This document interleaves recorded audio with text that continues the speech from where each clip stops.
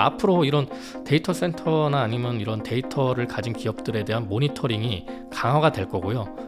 수요는 굉장히 늘어날 것으로 보고 있기 때문에 이런 틈새 시장을 가지고 있는 뭐 XM이라는 기업을 AI 중에서 좀 눈여겨보고 있고요. 이제 LX 인터내셔널이 제가 좋아 보인다라고 볼 수가 있습니다. 왜냐하면 이제 2차 전지 소재 쪽으로 굉장히 많이 관심을 가지고 있습니다. 그래서 광산을 뭐 인수한다든지 아니면 그 광산에 회사의 지분을 인수한다든지 그런 작업을 굉장히 많이 하고 있거든요. 그런 부분이 아직 반영이 안 되고 있기 때문에 그런 점에서 봤을 때는 좀 지금 가격대가 좋지 않을까 그런 생각을 하고 있습니다.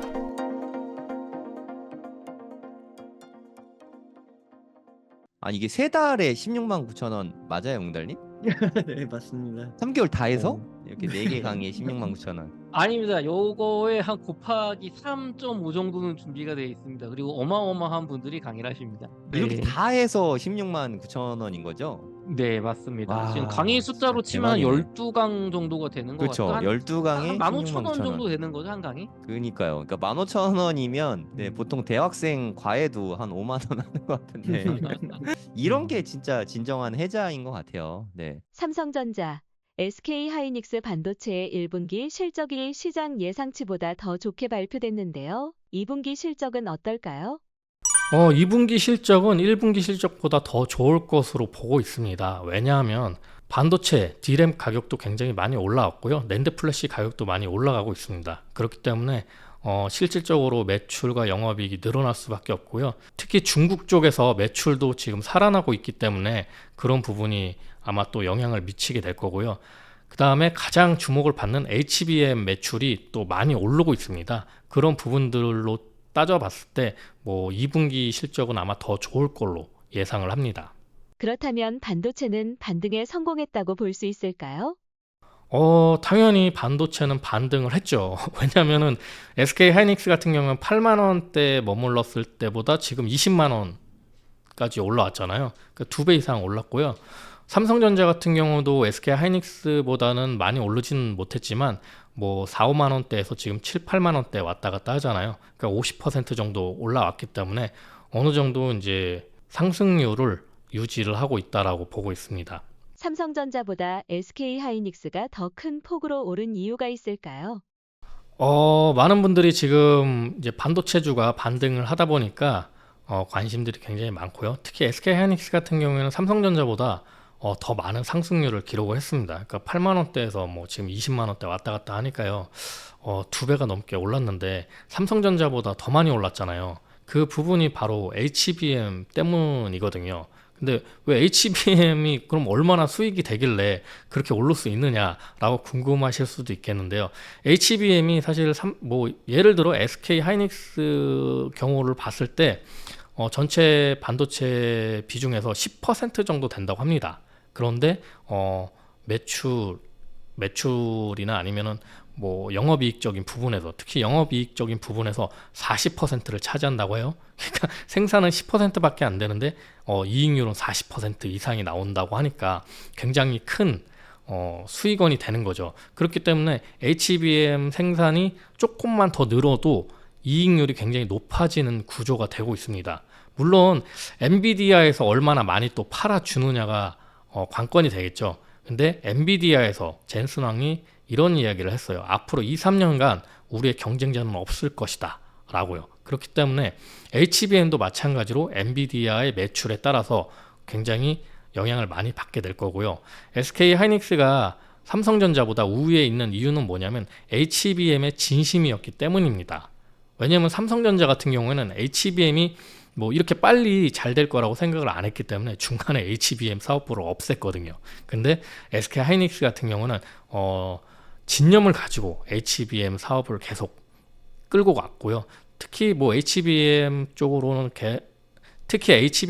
세계 최초로 개발을 하고 그다음에 상용화에 나섰기 때문에 지금의 과실을 얻지 않았을까 그런 생각이 듭니다. 반도체에서 가장 주목하는 기업이 있다면 말씀해 주세요. 단연 뭐 한국 증시나 미국 증시를 다 아울러서 생각한다면 엔비디아가 가장 주목할 수 있는 기업이라고 생각을 하고요. 엔비디아 이제 오늘 기준으로 봤을 때 또 액면 분할 또 하잖아요.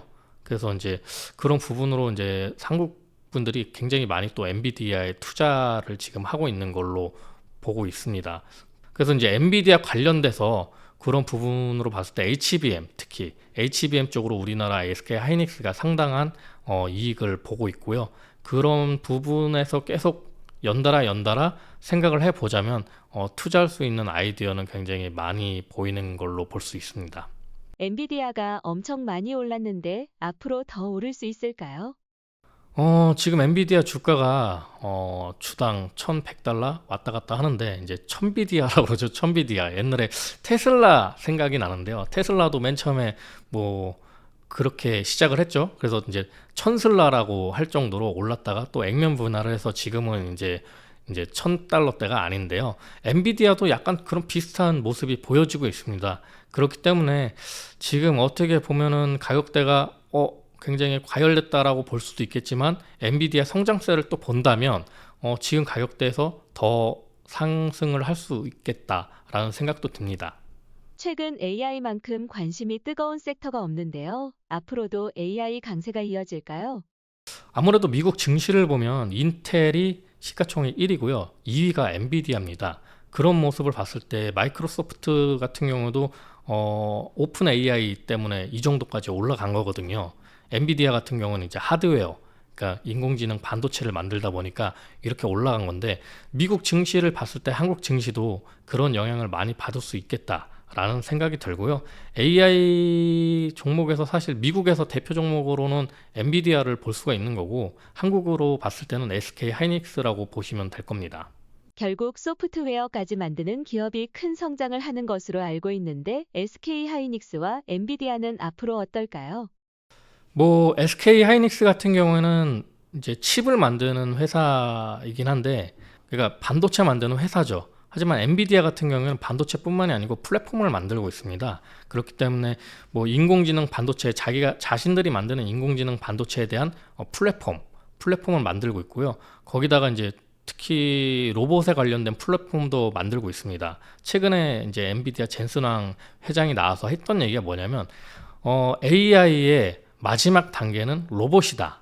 이렇게 얘기를 했고요. 그 다음에 움직이는 모든 제품은 로봇이 될 것이다. 이런 얘기를 했습니다. 뭐 간단히 얘기해서 뭐 테슬라 전기차가 자율주행이 탑재가 되면 사실 그거 자체적으로 로봇이라고 볼 수가 있잖아요. 그러니까 모든 물건, 뭐 냉장고라든지 아니면 뭐 우리가 일상생활에서 볼 수 있는 전자제품 같은 경우도 다 인공지능이 이제 탑재가 된다라는 이야기입니다. 그렇기 때문에 그런 부분에서 인공지능에서 로봇까지 아우르는 그런 섹터는 앞으로도 계속 갈 수밖에 없다라고 생각이 듭니다. 로봇이 더 발전하겠지만 현재 실생활에서 느껴지는 부분은 작은데요. 앞으로의 전망 어떻게 보시나요? 마이크로소프트가 지금 시가총액 1위가 된 게 오픈 AI를 이제 적용을 하면서 실질적으로 오피스에 적용을 하고 있습니다. 그렇기 때문에 이게 뭐 동떨어졌다라고 보기에는 어렵고요.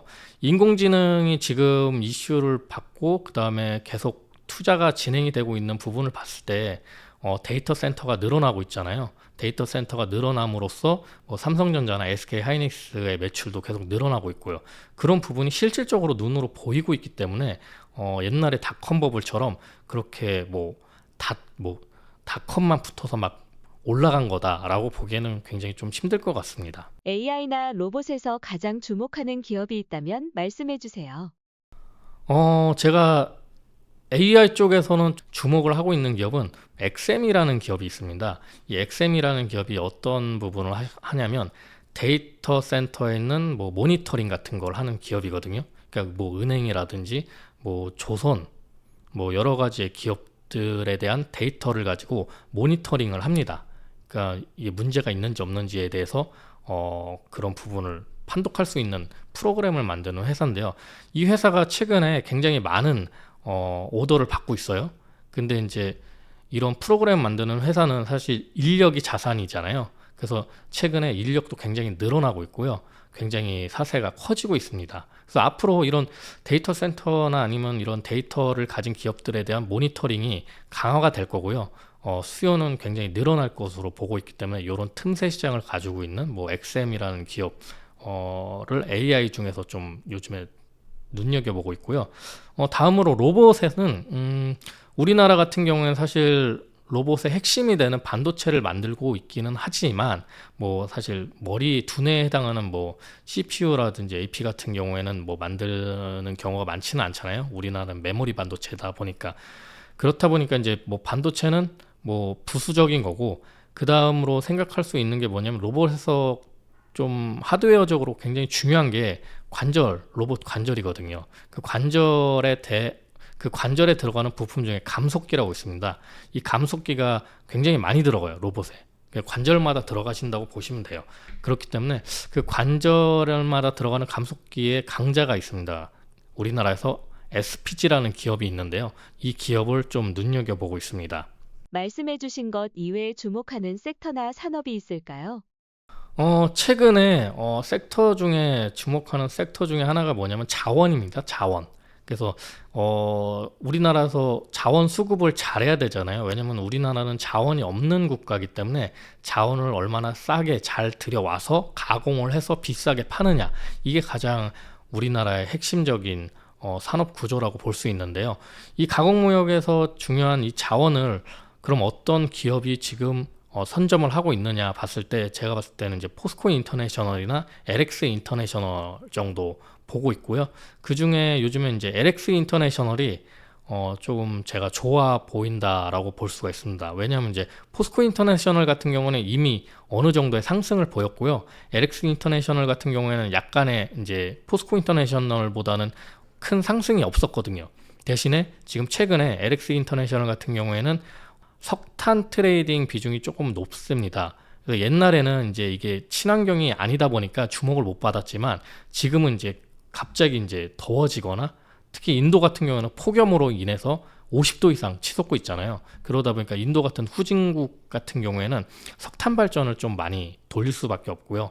그런 차원에서 석탄 수요가 굉장히 많이 늘어날 것으로 보고 있고 또 다른 점에서는 지금 LX 인터내셔널이 이제 2차 전지 소재 쪽으로 굉장히 많이 관심을 가지고 있습니다. 그래서 최근에는 인도네시아 니켈이라든지 뭐 호주의 리튬이라든지 그런 자원을 굉장히 많이 지금 수급을 하기 위해서 노력하고 있습니다. 그래서 광산을 뭐 인수한다든지 아니면 그 광산에 회사의 지분을 인수한다든지 그런 작업을 굉장히 많이 하고 있거든요.